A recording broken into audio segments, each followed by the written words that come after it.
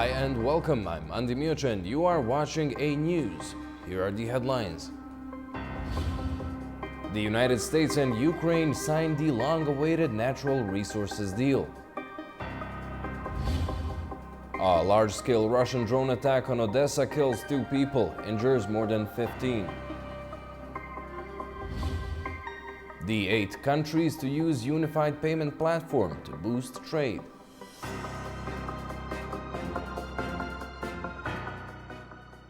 Thank you for tuning in. After months of tense negotiations, Kyiv and Washington have signed the natural resources deal that will see the U.S. share the profits from future sales of Ukraine's mineral and energy reserves. The deal also establishes an investment and reconstruction fund for Ukraine. The United States and Ukraine have signed a deal for the joint exploitation of Ukraine's energy and mineral resources following several months of tense negotiations. This follows a breakthrough reached days ago during a private meeting between the 2 leaders at Pope Francis's funeral in the Vatican City. The initial agreement, which was expected to be signed in February, collapsed after US President Donald Trump accused Ukrainian President Volodymyr Zelensky of risking World War III. The US Treasury Department announced the agreement alongside the creation of a new reconstruction investment fund to support Ukraine's recovery. The Treasury also issued a statement acknowledging the significant financial and material aid Washington has provided Kyiv since the war with Russia began in 2022. Ukraine's Deputy Prime Minister, Yulia Sviridenko, was in Washington to finalize the deal. She says it would be a 50-50 partnership, with Ukraine retaining ownership of its resources. She also says that the fund would attract global investment. US President Donald Trump stressed that the agreement was necessary to secure American investments and ensure a return to American aid. And I didn't want to make a complicated deal. I didn't want to make a deal that couldn't be made because Ukraine doesn't have very much money. They're going through a very bad period of time. It's been brutal. But I felt very foolish being a judge, so I said, well, we want something for our efforts beyond what you would think would be acceptable. And we said rare earth. They have very good rare earth. As you know, we're looking for rare earth all the time. Rare earth is called rare for a reason. And they have a lot, and we made a deal where our money is secure, where we can start digging and doing what we have to do. It's also good for them because you'll have an American presence at the site, Chris. And the American presence will, I think, keep a lot of bad actors out of the country, or certainly out of the area where we're doing the digging. So we made a deal, and I assume they're going to honor the deal. And I put Scott in charge, and Scott's done it beautifully, but we haven't really seen the fruits of that deal yet. I suspect we will. According to a draft of the agreement, Ukraine removed a clause that would have required it to repay past US military assistance.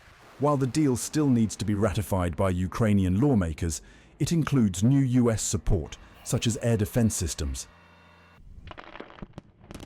The agreement also grants the United States privileged access to Ukraine's vast deposits of natural resources, including graphite, aluminium, titanium, oil, and gas. These are vital materials for clean energy, military industries, and high-tech infrastructure.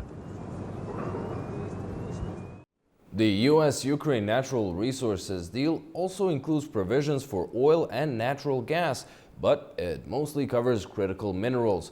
These materials are vital to clean energy, defense, and high-tech industries. The minerals deal between the US and Ukraine has been signed after a protracted discussion between the parties. But what does this deal mean for Ukraine, US and supply chain? At the heart of the deal are critical minerals, natural resources essential to industries like clean energy, defense and high-tech electronics. These include lithium, graphite, titanium and rare earth elements, all crucial in the production of electric vehicles, smartphones, renewable energy systems and military technology. Kyiv estimates that Ukraine holds around 5% of the world's critical raw materials, including approximately 19 million tonnes of proven graphite reserves, placing it among the top 5 global suppliers. The country also controls 7% of Europe's titanium and about 1/3 of Europe's lithium deposits. Before the 2022 invasion, only 15% of Ukraine's mineral sites were actively mined, despite having around 20,000 mineral deposits across 116 types. Many valuable resources, including lithium and rare earths, remain largely untapped due to inadequate investment and infrastructure. The deal with the US is intended to unlock this potential. Currently, lithium is not mined industrially in Ukraine, although lithium reserves are classified, although it is believed that Ukraine may be the second country in terms of reserves of this metal in Europe.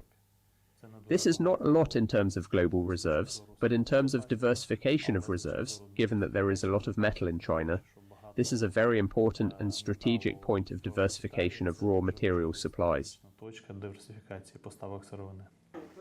Currently, China controls about 75% of the global supply of rare earth minerals and has already restricted exports to the US. In response, the US is looking to reduce its dependency on Chinese supply chains. By partnering with Ukraine, the US gains access to new mineral reserves. For Ukraine, the deal is equally vital. The war has wreaked havoc on its economy, with many of its richest mineral deposits now under Russian occupation. Some estimates suggest that about 40% of Ukraine's metal resources and more than half of its rare earth deposits are currently out of government control. I am sure that the focus will definitely be, for example, titanium, lithium. If we have a sufficiently developed industry for titanium, there are many new deposits, then the situation is different for lithium. There are several deposits near the Kirovohrad region, of which there is only one license, and other deposits are either in the occupied territories or in general absolutely on the front line. Despite the challenges, Ukraine remains optimistic about the future of its mineral sector. The government projects that the sector could attract $12 to $15 billion in foreign investment by 2033. However, there are still hurdles to overcome. Mining operations are expensive, and developing these resources will take years. Ukraine's regulatory environment is complicated, and the ongoing war adds significant risks to potential investments. The major deal struck between the United States and Ukraine has sparked discussions on sovereignty, reconstruction efforts, and the true cost of war. After months of intense negotiations, Ukraine and the United States have signed a landmark accord establishing the United States-Ukraine Reconstruction Investment Fund. The deal, finalized on April 30th, allows for US investment in Ukrainian infrastructure and access to the country's valuable natural resources. Thanks to President Trump's tireless efforts to secure a lasting peace, I am glad to announce the signing of today's historic economic partnership agreement between the United States and Ukraine. This partnership allows the United States to invest alongside Ukraine to unlock Ukraine's growth assets. The Development Finance Corporation will participate and help to establish this fund in collaboration with the government of Ukraine. US officials called it a sign of enduring commitment to a sovereign and prosperous Ukraine and a step toward ending a war now in its third year. Today's agreement signals clearly to Russian leadership that the Trump administration is committed to a peace process. It's time for this cruel and senseless war to end. The killing must stop. But the deal has also provoked criticism abroad. On Telegram, former Russian President Dmitry Medvedev accused Kyiv of paying for US aid with mineral resources, calling Ukraine a disappearing country. Back in Kyiv, the public response has been mixed.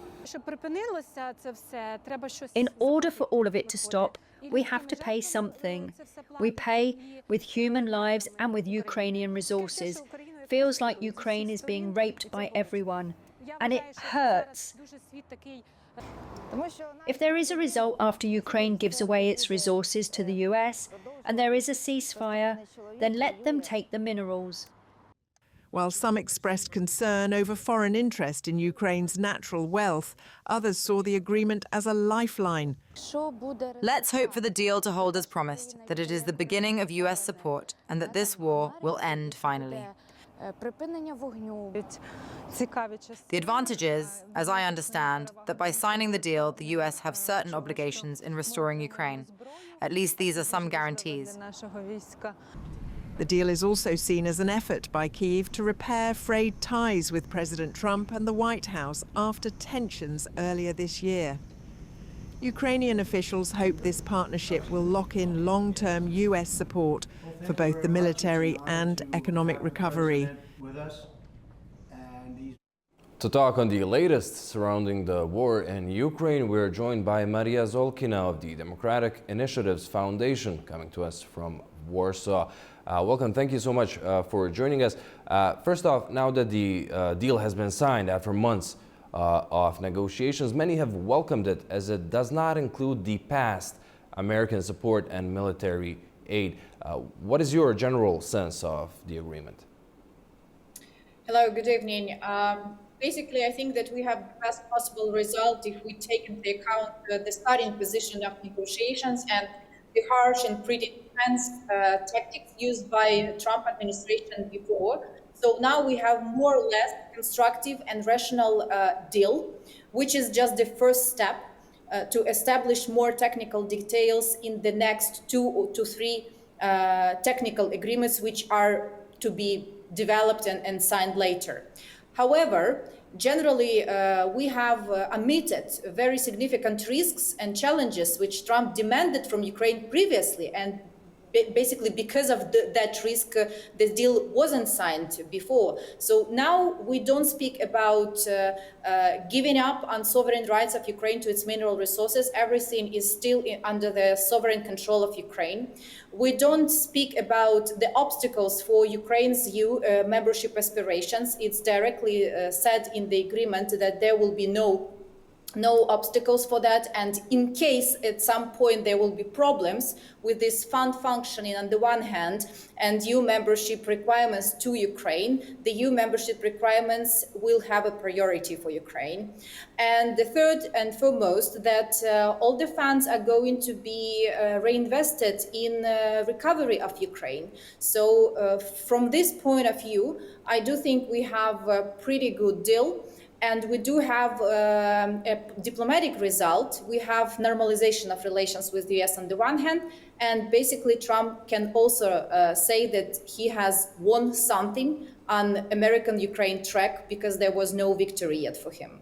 Well, as it currently stands, the deal still needs to be ratified, and as you've mentioned, a few technical agreements will follow. Do you believe that the future presence of American companies, capital, and staff will be a strong enough deterrent for Russia? The White House said that it, quote, now has skin in the game. I wouldn't over-exaggerate the significance of this. I'm sorry, something's going on here. I wouldn't over-exaggerate the agreement as the kind of security guarantee for Ukraine, because US is trying in all possible ways to avoid any kind of direct security guarantees for Ukraine. And I don't see any evidence that this agreement per se will stop Russia from trying to attack Ukraine again, even if at some point there is a political declaration of a ceasefire. This agreement will not stop any attacks. Moreover, if there is a high dynamics of hostilities and warfare on the ground, this fund will not start operating, because all the projects on the ground will be basically seized or postponed in terms of timeline, in case the hostilities are still going on. So I do think this has economic and diplomatic significance for US-Ukraine relations, but will not significantly impact the process of looking for a resolution with Russia. As the war rages on, both Kyiv and Moscow say they're open for diplomacy. However, Moscow hasn't accepted the American proposed 30-day ceasefire that Kiev has. Moscow unilaterally announced a 3-day ceasefire in May in honor of Victory Day, which Ukraine called an attempt at manipulation. Now, Washington had earlier said it will abandon its peace efforts if no progress is made very soon. Do you see room for any substantial progress to be made soon? Unfortunately, I don't see any ground for substantial progress on the ground on the one hand, and therefore I don't see that there will be a breakthrough diplomatically. Unfortunately, Trump has been caught by his own declared desire to have a fast and pretty broad agreement, which will not be supported by specific system for monitoring or verifying even a ceasefire. What even to say about the broader peace deal, which is absolutely not possible at this moment. And Russia is still playing with this Trump desire to show that he is really implementing his pre-electoral promise to bring peace in the very short term. Unfortunately, it's not possible for Ukraine to change the situation when it comes to American perception of this in the short term. But in the midterm, in a couple of months at least, until end of the year, I do think that America will lose interest in these active negotiation attempts. They will do understand that Russia is not behaving constructively here, and they will lose interest and give up on these attempts anyway. So now they already have started. I mean, U.S. have started decreasing their pressure on Ukraine exactly because Ukraine shows its interest in setting up ceasefires, while Russia is doing just half steps and doesn't agree to anything constructive and rational when it comes to diplomatic process. Maria, thank you so much for joining us and sharing your insights. In the meantime, a large-scale Russian drone attack on Odessa has killed at least 2 people and injured more than 15 others, according to local officials. 2 people were killed and more than a dozen injured in the latest attack on Odessa, one of Ukraine's key port cities. Emergency services reported that the strike caused fires and significant damage to critical infrastructure.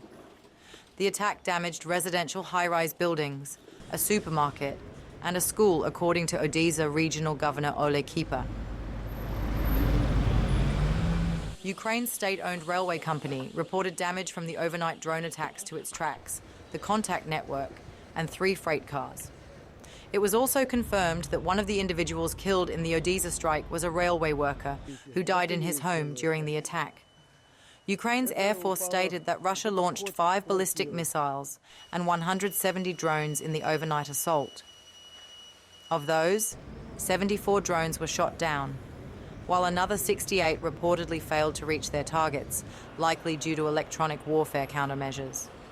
The status of the missiles and the remaining 28 drones was not specified. Russia has not yet commented on the attack. White House National Security Advisor Mike Waltz is set to leave the Trump administration. Multiple U.S. outlets report, citing sources familiar with the matter. This marks the first major shakeup of Trump's second-term team. Waltz came under harsh public scrutiny in March after it was revealed he added a journalist to a private text chain on the messaging app Signal, which was used to discuss plans for sensitive military operation against Houthi militants in Yemen. Donald Trump has said that more than 100 countries, including India, Japan, and South Korea, are in talks with the U.S. for potential trade agreements. Speaking during a News Nation town hall, Trump added that there is no rush to finalize the deals, as the U.S. is, quote, benefiting from existing tariffs. His comments come as the latest reports show that the U.S. economy has shrunk by 0.3% in the first quarter. Trump blamed the first such decline in 3 years on the previous administration. Hundreds took to the streets of Panama City, protesting a new security agreement with the United States. The deal was signed in mid-April and allows American troops to be temporarily stationed in Panama for joint security operations. Demonstrators say the agreement threatens Panama's sovereignty. Earlier, tensions between the countries increased following Donald Trump's repeated threats to take over the Panama Canal. As tensions mount between Islamabad and New Delhi over a recent deadly Kashmir attack, a number of tit-for-tat measures have been implemented, including the cancellation of visas and mutual airspace closures. India has also suspended the water-sharing treaty that ensures Pakistan's access to essential water resources from the Indus River system. The Indus Waters Treaty, which had endured 65 years and 3 wars between India and Pakistan, has been paused following the Kashmir attack, further threatening Pakistan's water security. The Indus Waters Treaty, signed on September 19, 1960, between India and Pakistan with the help of the World Bank, defines how the two countries share the waters of the Indus River system. Under the treaty, Pakistan gets control of the 3 western rivers, the Indus, Jhelum, and Chenab, while India controls the 3 eastern rivers, the Ravi, Beas, and Sutlej. Pakistan heavily depends on the Indus River for farming and fears that Indian dams could reduce water flow. The suspension allows India to withhold crucial information on dam water releases and floods. This is not India's first attempt to suspend the Indus Waters Treaty. The first threat emerged in 2016 after the Uri attack, in which 19 Indian soldiers were killed. Prime Minister Narendra Modi's remark that blood and water cannot flow together signaled a turning point, widely seen as a trial balloon, marking the start of India's deliberate move to challenge the treaty. 3 years later, in 2019, a series of events escalated India's threat against the treaty. After the Pulwama attack in February 2019, attention focused on India's airstrikes in Balakot, but a more significant move came in August 2019. Back then, India took a significant step by revoking Article 370, effectively absorbing Indian-controlled Kashmir into the Indian Federation. This was accompanied by the Jammu and Kashmir Reorganization Act, which split the region into 2 union territories. The changes brought land acquisition in Jammu and Kashmir under India's 2013 central law, revoked Article 35A, and repealed the J&K Land Acquisition Act of 1934, easing land ownership and acquisition for non-residents. The move followed a surge of investments. Indian media reports reveal that since 2019, over 6,851 project proposals worth more than $14 billion have been submitted. Various ministries, including railways, defense, civil aviation, transport, and power, have acquired land in the disputed territory. India has also been advancing controversial water projects, like the Ratal and Kishan Ganga dams, despite Pakistan's objections. India's move to withdraw from the Indus Waters Treaty mirrors its 2019 action of claiming Jammu and Kashmir, escalating the threat to Pakistan's water security. What the future holds is another question. Hard to answer, but impossible to ignore. Wildfires are still raging near Jerusalem, forcing evacuations and disrupting state events. Multiple European countries have pledged air support to battle the flames. Wildfires erupted on the outskirts of Jerusalem on Wednesday, driven by extreme heat and strong winds. The fires forced the evacuation of 3 communities and shut down parts of Route 1, the main highway connecting Tel Aviv and Jerusalem. Videos showed thick smoke blanketing the hills, and in some cases drivers were seen abandoning their vehicles or navigating through walls of fire. At least 13 people have been injured, according to police, though no deaths have been reported. Fire and rescue services, supported by military search and rescue teams, are battling the flames with aircraft and helicopters.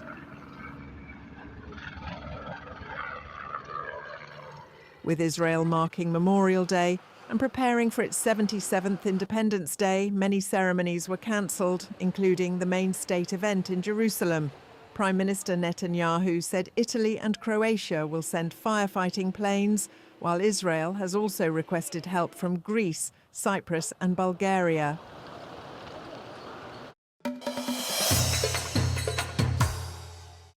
Kazakhstan has teamed up with China for a major oil exploration project in the Caspian Sea. For more on that, we go to Almaty and our Fariza Kalimurzina. Kazakhstan's national oil company Kazmunaygaz has signed an agreement with China National Offshore Oil Corporation International Limited to jointly carry out a geological exploration project in the Atyrau region in the western part of Kazakhstan. The project covers a 960 square kilometer section of the northeastern Caspian Sea. According to the agreement, the exploration will be conducted on a 50-50 basis. However, all initial exploration costs will be covered by the Chinese side. The project includes seismic surveys and the drilling of one super-salt exploration well, approximately 2 kilometers deep. If the results are promising, a second well subsalt and 4.5 kilometers deep will be drilled. Meanwhile, as China prepares to explore for oil in Kazakhstan's waters, its demand for oil already exported from Kazakhstan has plummeted. Since the beginning of the year, China has cut its imports of crude oil from Kazakhstan by 82%, amounting to an $827 million decrease. Experts attribute this slump to China's slowing economic growth and its aggressive shift toward electric vehicles. According to the State Revenue Committee, Kazakhstan's overall oil exports declined by 14% in volume during the first quarter of 2025, from 17.8 million tons to 15.3 million tons. Additionally, since the beginning of the year, 6 countries, including South Korea, India, the United Kingdom, Croatia, Poland and Brunei, have completely stopped purchasing Kazakh oil. Experts note that South Korea, for example, is increasingly diversifying its energy sources and showing a growing preference for U.S. crude. Despite growing production volumes, exports are lagging, especially in the Asian direction. However, there are some positive signs. Shipments to Bulgaria, Spain, Azerbaijan and Romania are on the rise. Also, new markets such as Egypt and the Bahamas have emerged. In general, much will depend on geopolitics, which continues to have a key impact on both the price environment and the geography of exports. Fariza Kalimurzina, A News, in Almaty, Kazakhstan. Iraq has reportedly resumed discussions with Syria to revive an old oil pipeline running from Kirkuk to Banias in an effort to diversify its oil export lines. Baghdad has also said that it seeks to resume the export of oil from its Kurdistan region to Turkey. That pipeline was shut down in March 2023 after an arbitration court in Paris ordered Ankara to pay $1.5 billion to Iraq for transporting oil from Iraq's Kurdistan region without Baghdad's approval. Joining us from Antalya to talk on energy routes, new and old, and their usage implications for the broader region is Vakas Dogantekin, a senior correspondent at the Anadolu Agency. Hi, welcome. Thank you so much for joining us. Can you briefly walk us through the latest surrounding the Turkey-Iraq oil pipeline? Where's the holdup? Why is the oil not flowing? Hello. First off, it's a pleasure to be here with you again. There are certain issues between Turkey and Iraq at the moment, but there's also a very positive momentum between the governments, and I think it's a process that will end in a nice way for the both countries eventually. But right now, it's a position of bargaining on both sides, and I think the Iraqi administration of flouting this idea at the moment, using it as a leverage against Turkey, it might be. And yes, of course, it is always making sense for Iraqis to, find different outlets to export their oil and, obtain some revenues out of it. But without securing the region, all pipelines will be pipe dreams.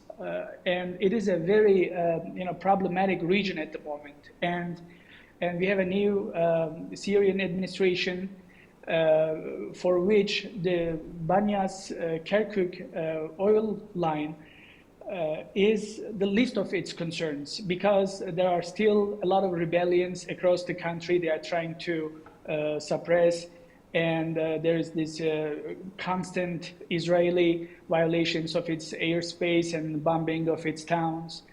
And a lot of, resurrections in Latakia, Tartus area, the remnants of Assad regime.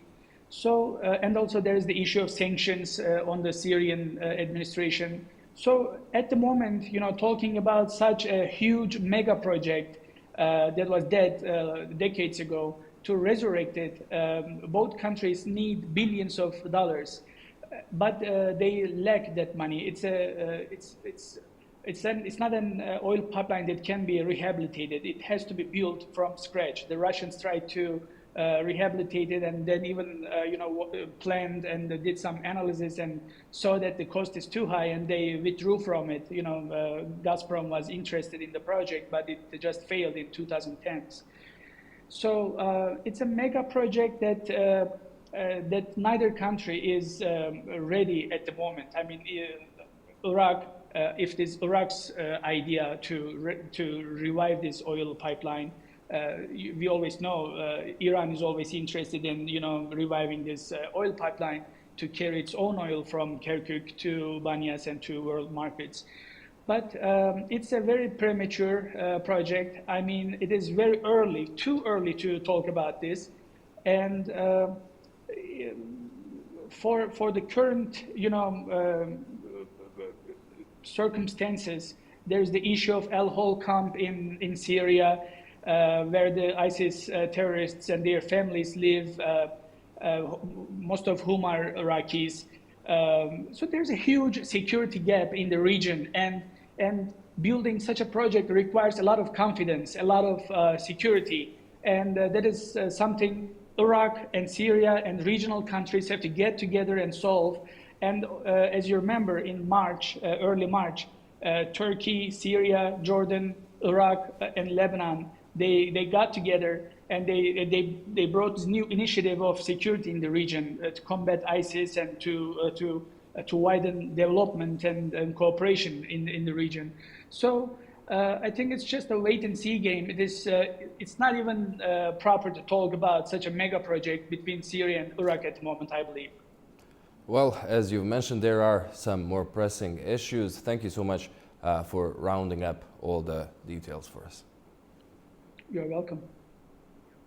The Developing 8 Countries Economic Cooperation Organization is aiming to boost mutual trade to $500 billion by 2030.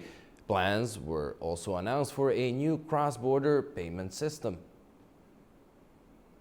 Leaders of the member states of the Developing 8 Countries Economic Cooperation Organization, known as the D8, say they are committed to boosting mutual trade volume to $500 billion by 2030 at the latest. The group accepted Azerbaijan as a member at the 11th summit meeting held in Cairo in December last year, increasing the number of members to 9. The Secretary-General Isiaka Abdulkadir Imam says that a D8 payment system will be implemented and used across all member countries. 2 of our members are in Africa, 2, Azerbaijan and Turkey, are in Europe, and while the others are in Asia. So that's part of some of the challenges that we have. But we're trying to overcome that, because it could be an opportunity for us to expand our trade opportunities across the 3 continents. So it is a challenge, but we're trying to see how we can transform it into an opportunity for us. A key initiative now underway is the D8 payment system, a financial platform similar to Visa or MasterCard, but customized for exclusive use among the 9 member states. We have been working on that, on a D8 payment system. We are collaborating with a company in Malaysia called Comeps to develop our own customized D8 payment system, something akin to your Visa card or MasterCard, but that will be tenable within only the 9 member states. So we are working on that, and inshallah, before the first quarter or latest half quarter of next year, it should become active. The organization was founded by Turkey, Iran, Egypt, Pakistan, Malaysia, Indonesia, Bangladesh and Nigeria at the summit of member states and heads of government held in Istanbul in 1997. With the Istanbul Declaration, the D8 maintains its existence as an international organization aimed at ensuring cooperation in development and increasing trade and cooperation between the member countries.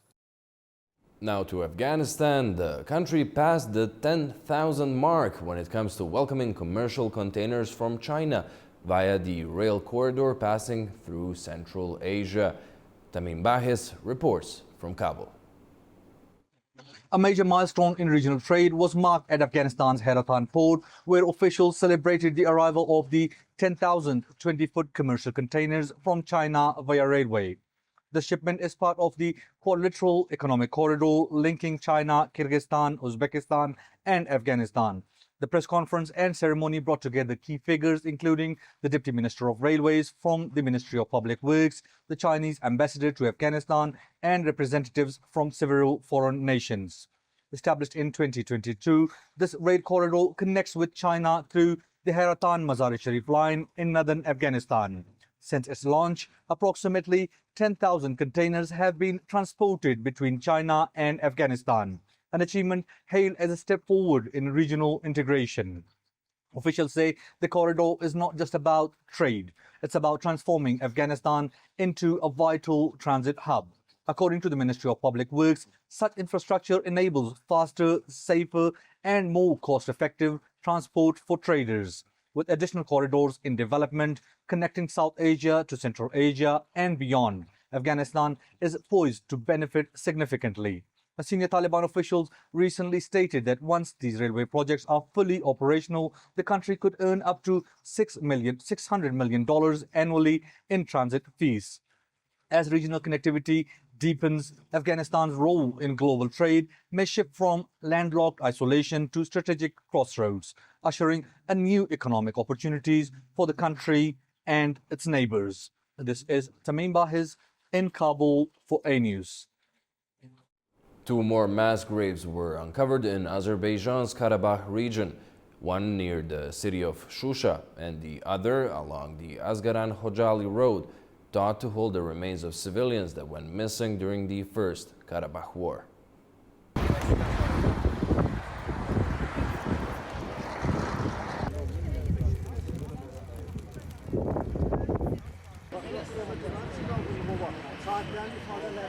I am here in Khojali, a district that bears the deep scars of the First Karabakh War. Behind me is a newly discovered mass grave, believed to date back more than 25 years. During a recent investigation, experts have unearthed bone fragments belonging to at least 7 individuals along the Asgaran-Khojali road. Investigation results indicate that the fragments belong to civilians who were tortured, tied up and buried. Experts from multiple state bodies inspecting the site concluded that the remains belong to civilians who went missing during the First Karabakh War. A total of 3,990 people have been registered as missing as a result of Armenia's military aggression against Azerbaijan, according to current data. Today, we are facing yet another clear fact of a crime committed by Armenia. For years, the Armenian side falsely claimed that a humanitarian corridor had been opened for the civilian population of Khojali. However, the recently discovered mass grave proves that there was no such corridor. Through searches and identification of remains carried out in recent years, the fate of 170 Azerbaijani citizens has been clarified. I also lost my brother in the First Karabakh War. Today, I am here representing nearly 4,000 families of the missing. I share in the sorrow of their family members. It is very difficult for me to witness this scene because I too have lost a loved one. For 33 years now, I have had no information about his fate.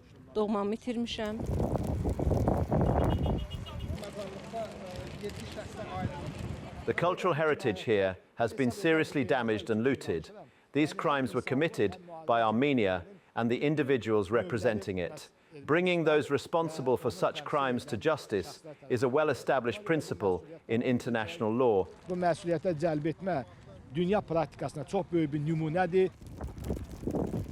Karabakh had been the site of mass killings and burials since the First Karabakh War.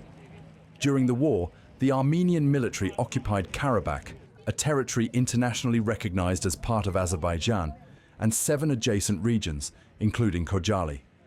The town was the site of a 2-hour Armenian offensive that killed 613 Azerbaijani civilians, including 106 women, 63 children, and 70 elderly people. 487 others were seriously injured, according to Azerbaijani figures. Some 150 of the 1,275 Azerbaijanis that the Armenians captured during the Khojaly genocide remain missing, 8 families being completely wiped out. The second mass grave was found near the city of Shusha, at the intersection of the Shusha-Kankandi and Shusha-Lachin roads. At least 5 sets of remains were discovered there. Now to northern Cyprus, where the Technofest Aerospace and Technology Festival kicked off, bringing together thousands of participants and enthusiasts. This is the second Technofest organized outside of Turkey. Our Alia Aziz brings more from the venue.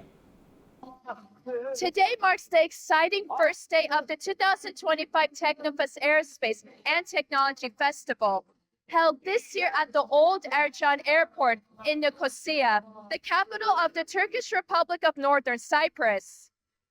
This is the second time the festival is being held outside of Turkey, as the first was in Baku, Azerbaijan in 2022.